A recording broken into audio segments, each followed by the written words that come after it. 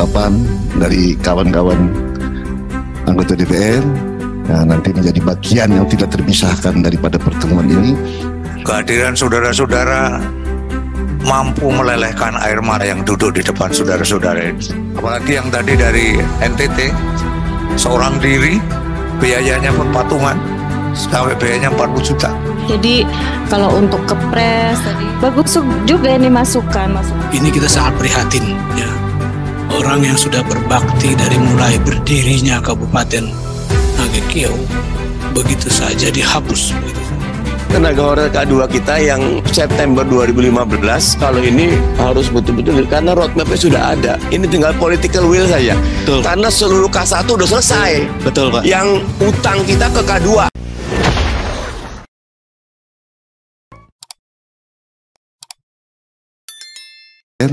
Nanti menjadi bagian yang tidak terpisahkan daripada pertemuan ini, sehingga pada saat dengar pendapat dengan kita kerja kita bisa diambil keputusan yang layak, yang harmonis, yang menyentuh rasa keadilan. Itu penting. Kita mulai sebelah kiri. Baik, makasih. Assalamualaikum warahmatullahi wabarakatuh. Salam sejahtera, selamat siang untuk kita semuanya. Pimpinan yang kami hormati, saudara-saudara sekalian, Bapak Ibu, saudara-saudara, sebelum saya ngomong tidak terlalu banyak, kehadiran saudara-saudara mampu melelehkan air mata yang duduk di depan saudara-saudara ini. Kami haru ya, apalagi yang tadi dari NTT, seorang diri, biayanya pun patungan, sampai biayanya 40 juta. Ini ada dari Sumatera, ada dari NTT, dari seluruh Indonesia. Ya. Saya ucapkan selamat datang dan terima kasih atas kehadirannya. Saya berjanji dengan bapak-bapak yang ada di depan ini, terutama pimpinan, akan menindaklanjuti dan akan membawa masalah ini dalam satu rapat yang lebih lengkap. Ya, termasuk kita akan mengundang para menteri ya Pak ya, untuk menyelesaikan masalah ini. Kami tidak hanya omong kosong, ya, karena hari ini tidak bisa membuat keputusan untuk saat ini.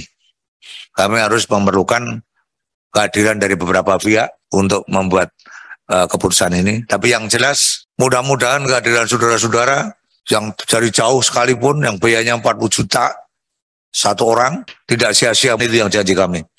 Sehingga kami akan menindaklanjuti dengan yang lebih lengkap, yang bisa membuat satu keputusan.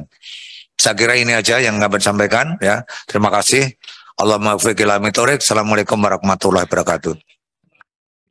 Sebenarnya saya kalau menerima aspirasi DPU seperti ini sedih. Saya ingat satu hal dulu waktu saya masih kecil itu, kalau di sekolah ada yang namanya pesuruh ya, PNS itu dulu. Dan setelah saya lulus dari SMP, beliau baru pensiun. Nah, untuk regulasi seperti ini, menurut saya sih ada kemungkinan besar juga kita punya harapan.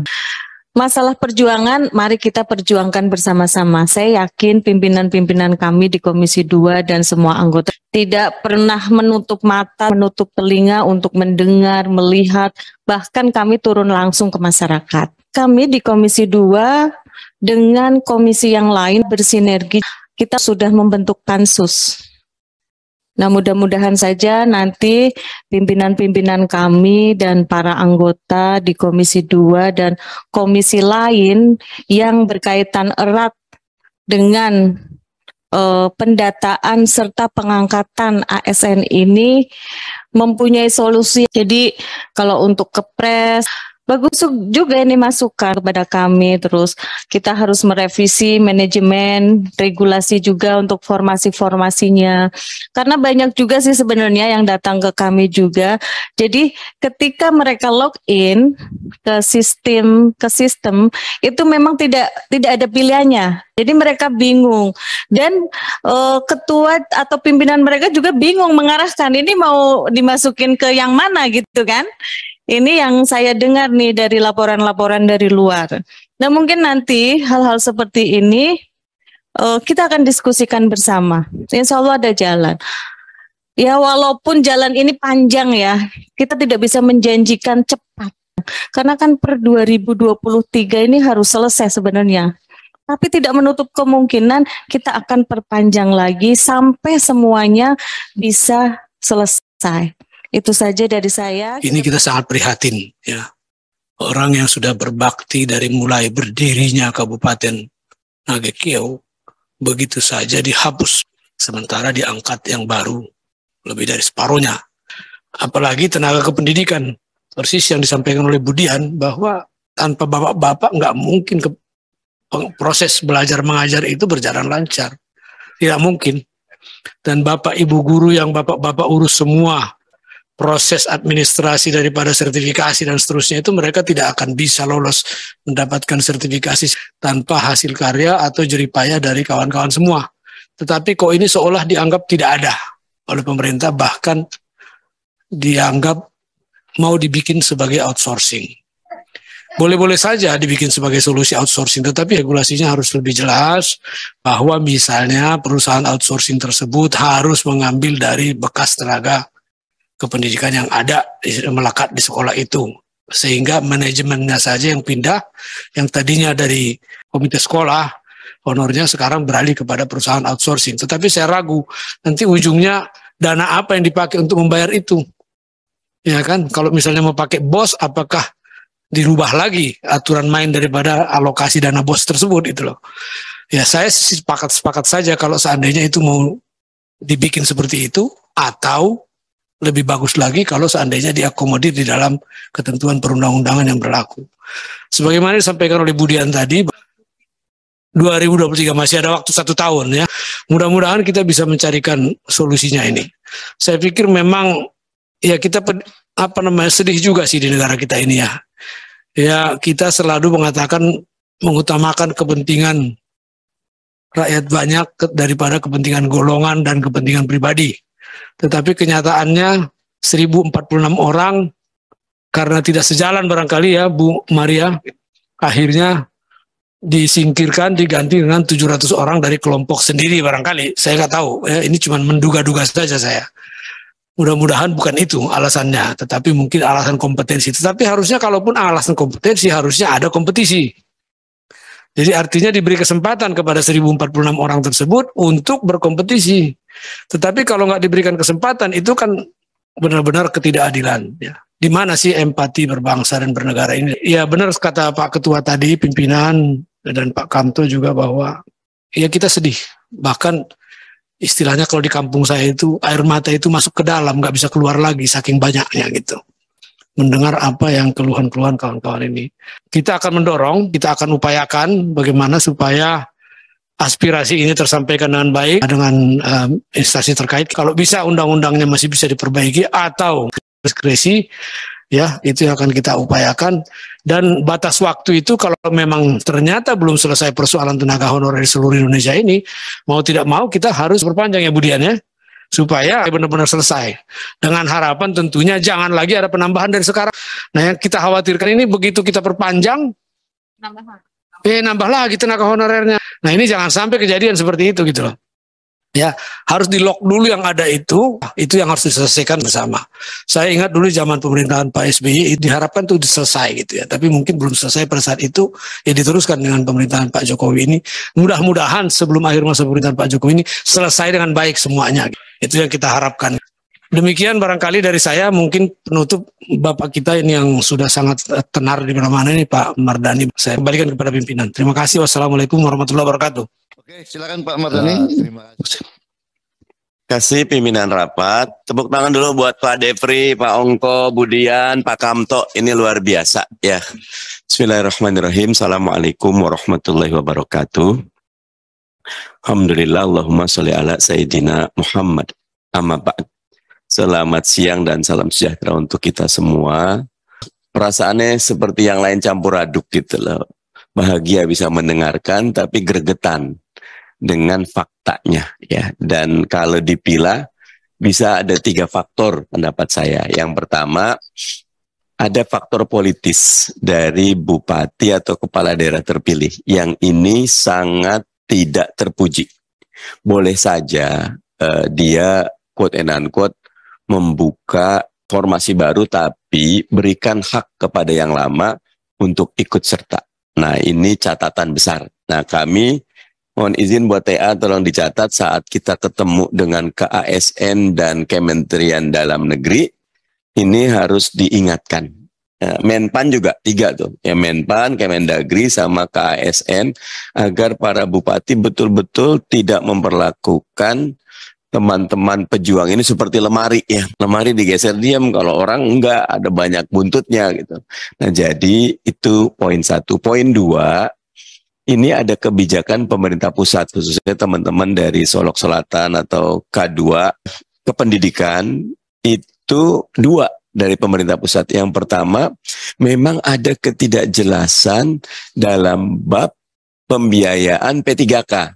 Ya, pemerintah pusat buka formasi, bahkan menawarkan, tetapi ketika sudah passing grade, sudah lulus, tiba-tiba biaya diserahkan ke Pemda. Nah, Pemda sendiri nggak ngira bahwa dia harus menanggung beban di APBD. Kirainnya Pemda itu APBN.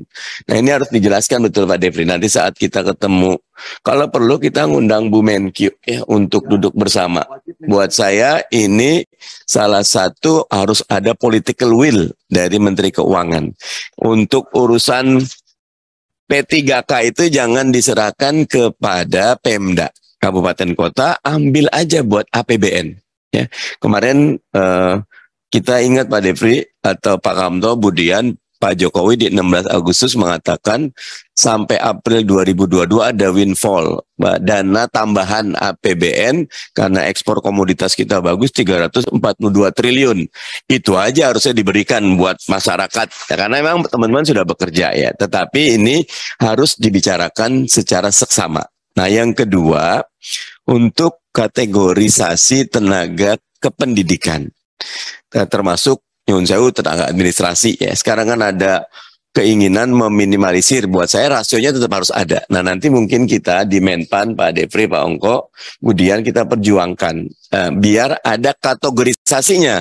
Karena kalau nggak ada pintunya, ya nggak bisa masuk gitu loh. Kalau perlu ada kategorisasi umum. Artinya semua nggak masuk, masukin ke situ dulu. Kalau dulu ada anggaran kayak teman-teman DKPP itu anggarannya nggak masuk DKPP, masuk aja ke anggaran besar dulu gitu loh.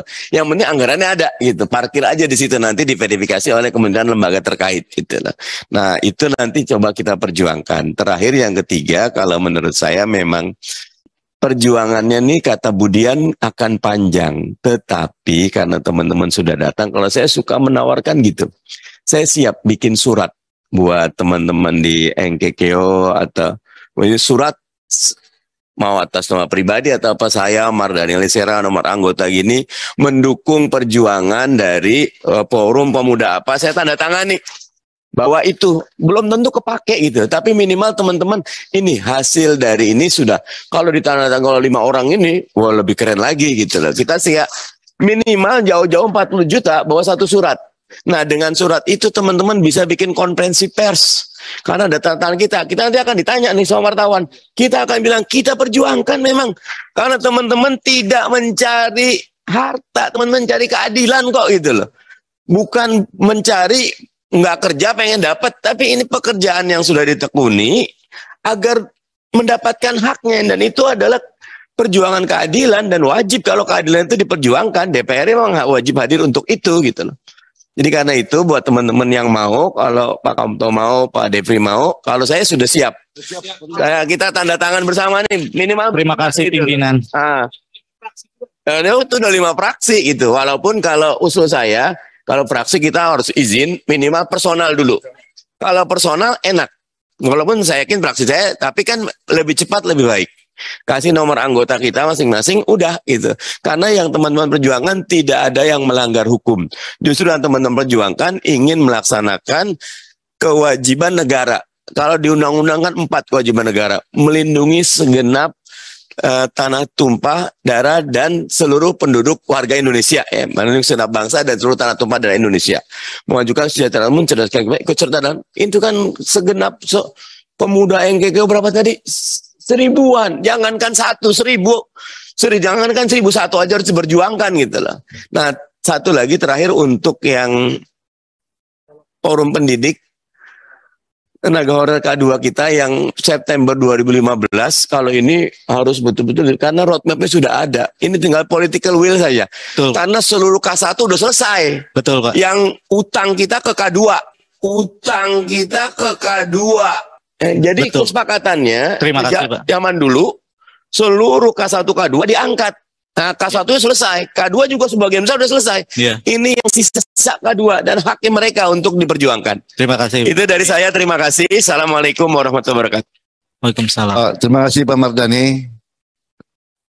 Alhamdulillah kita bisa bertemu dalam kesempatan yang barangkali membanggakan bagi kami, sekaligus juga kami merasa prihatin terhadap kondisi ini. Tapi insya Allah kata Pak Mardhani dan kita semua yang hadir hari ini, suasana kebatinannya kita akan perjuangkan sampai napas penghabisan. Amin. Karena kita duduk di sini juga diberikan hak untuk itu. Oleh karena itu, kalau bisa hari ini tanda tangan, kita tanda tangan. Kita buat. Tapi yang jelas, Bapak masih menghargai kami di PRRI. Bapak Ibu, itu kami terima kasih. Terima kasih Bapak Ibu semua masih mempercayakan kepada kita. Demikian, karena waktunya kita sepakat tadi jam 14.30. Sudah selesai. Tapi insya Allah, suasana perjuangan kita semua ini mendapat tempat. Terima kasih kepada kawan-kawan anggota DPR, semua, kepada kawan-kawan, para pejuang, semua yang datang ke sini menyampaikan aspirasinya, kami mengucapkan terima kasih dan penghargaan yang sebesar-besarnya. Dengan ucapan Alhamdulillahirrahmanirrahim, rapat hari ini saya nyatakan ditutup.